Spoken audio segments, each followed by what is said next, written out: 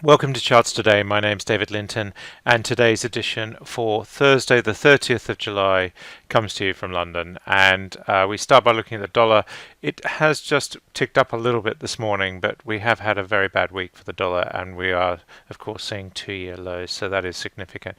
And we have activated this downside target on the 60-minute point figure chart, some 6% lower. We haven't quite yet gone bearish on the long-term point and figure chart, but we do still have this downside pressure. And of course, on the long-term, medium-term, and short-term views, weekly, daily, and 60-minute, we are still below the cloud, hence bearish trends on each three charts. The euro is therefore looking stronger against the dollar, and we're seeing here it holding the bull trend on all three time frames. Against the yen, the dollar is sitting at 105. We've been sitting at the 107 level for quite some time. We've broken to multi-month lows. Of course, this is not a two-year low against the yen. We are seeing a difference there. Sterling sitting at 129.83, nudging the 130 mark now. That weaker dollar having a real impact as well. And if we look at the euro, we see here sterling is actually holding the 110 level, so it's looking a little bit better there as well. Bitcoin is just back below $11,000, having broken 11,000 yesterday, so we're just hitting some resistance there. The US stock market was actually up yesterday. The S&P 500 index had quite a strong showing.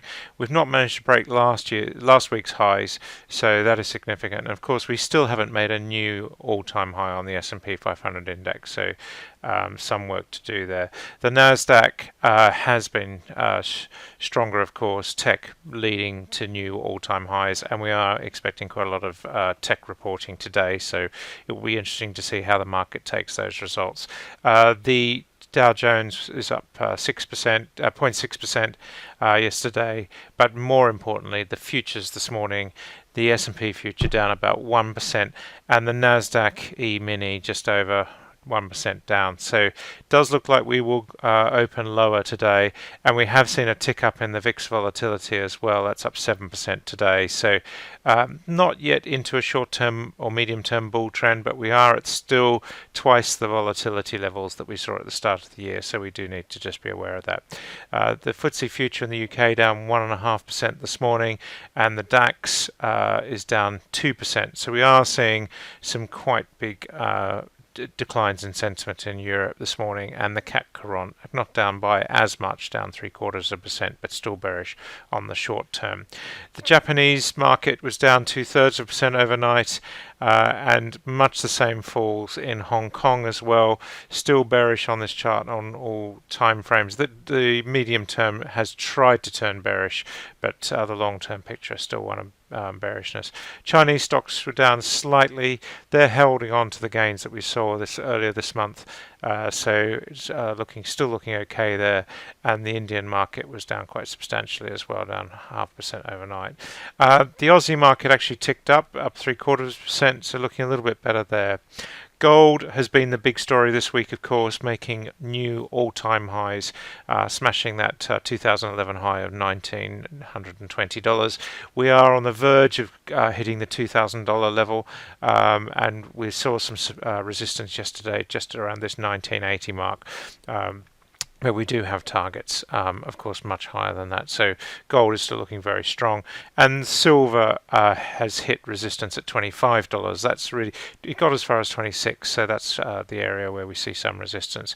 US 10-year Treasury yields falling further on Fed comments yesterday, down to 0.55%. So we are just seeing entering levels back towards where we were in March on the low point there. So yields are sinking lower quite significantly. Apple's the big one to watch today, of course, with this results announcement. It'll be interesting to see how they react to that as well. Taking a look at the energy mix, Brent crude is down 1% this morning.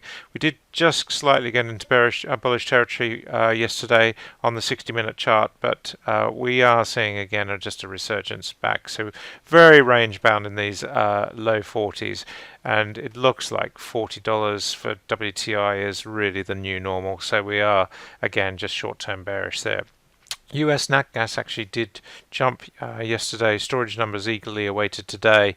We're sitting at 193, so still below the $2 level, but looking a bit stronger this week. Coal holding on to its gains predominantly, sitting near the $60 a ton level. And emissions had a good day yesterday, but they've started this morning down a further 2%, just hitting that short-term resistance there. 25 is now support emissions, so watch for a fall through that. 25 euros.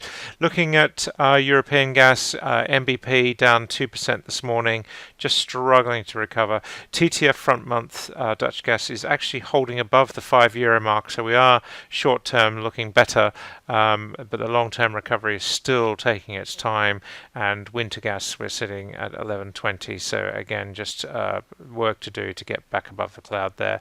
Last of all, a quick look at German power, just below the €40 level, so just struggling to get that a little bit higher there, still short-term bearish. That's it for today. Until tomorrow, happy charting. See you then.